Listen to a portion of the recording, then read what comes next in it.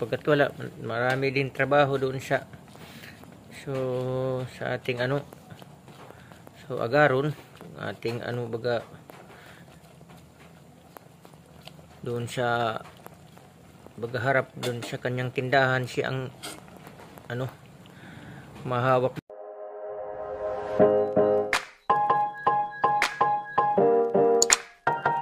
Samahan niyo ako sa pagkain.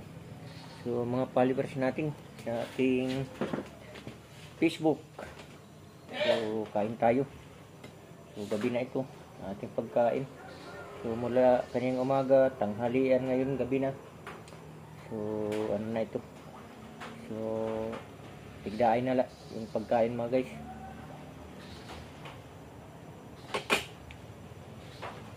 So thank you Lord sa bigay mong pagkain at siyang magagamit namin araw-araw, siyang makakabusog sa amin.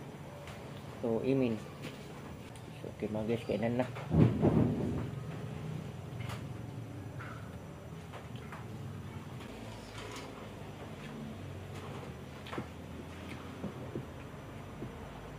Ang sura kami ganas awan kon ngaton bangus ha, ang sabaw ka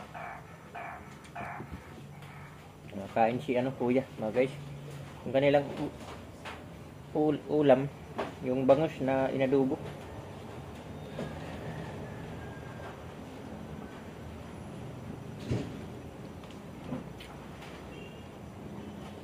Hindi ito mahiring magsalita yung aming ang aming mga guys.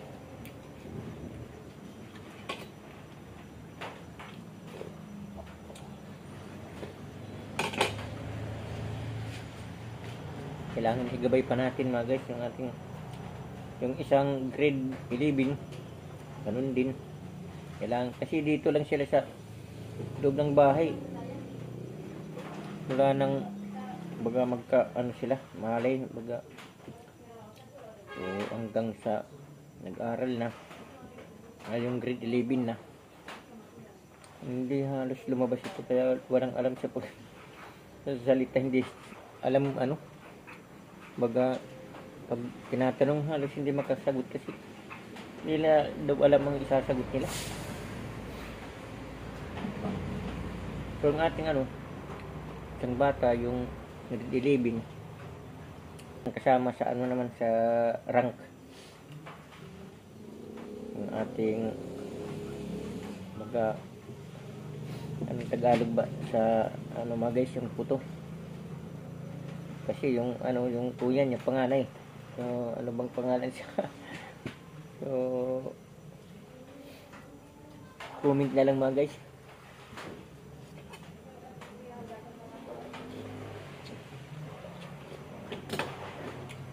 Yung bunso mga guys, ang ating bunso, yung isa,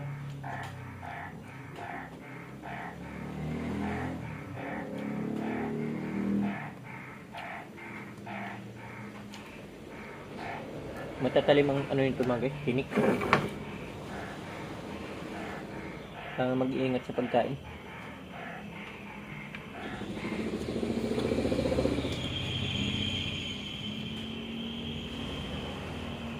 Ang bura-bura ito mga guys, kulang sa tinik, kaya ito halo usukos at saka yung dumong, saka mayroong konting asasa nandun pa, hindi ko pa nakuha na sa ilalim. At saka itong, iwan ko kung anong salaming ba ito, anong pangalan ng isda na ito, para may itong sapsap.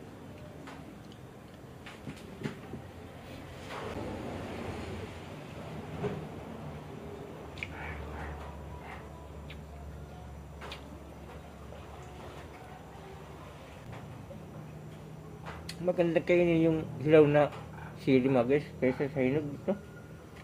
Parang gata na. Ito sariwa.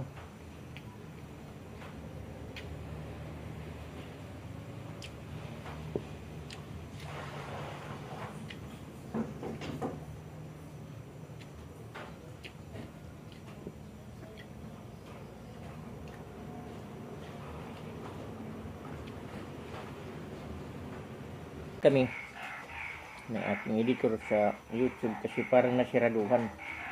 Pending. Pero yung commercial nandyan. Yung mga ad. So, hintayin namin ang sagot ng YT channel. Kung klaro sa pag-apila namin.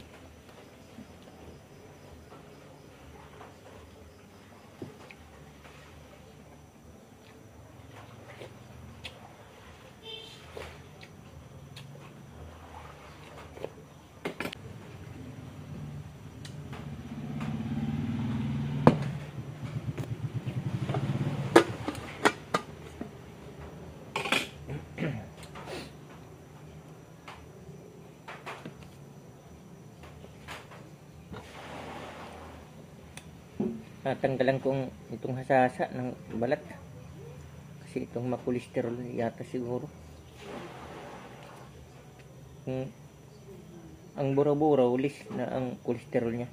Itong hasasa, ako, tatanggalan ko ito ng balat.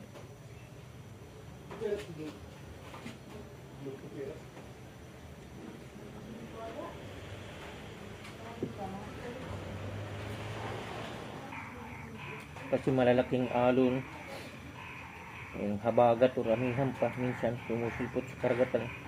Hindi nakakapanagat ang mga isda dito sa aming area. Nakahangir ang kanilang mga pangisdang mga pambut. Yung sakayan, yung baruto ba.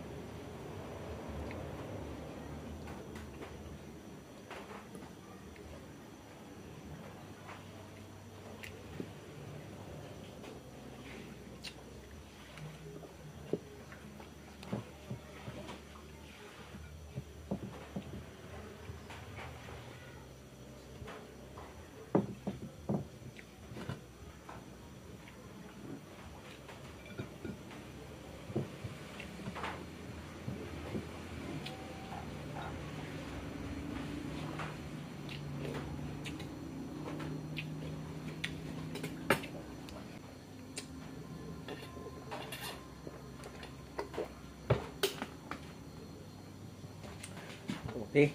Thank you Lord sa bigay mong pagkain sa amin. Salamat, nabusog kami. Amen. Thank you.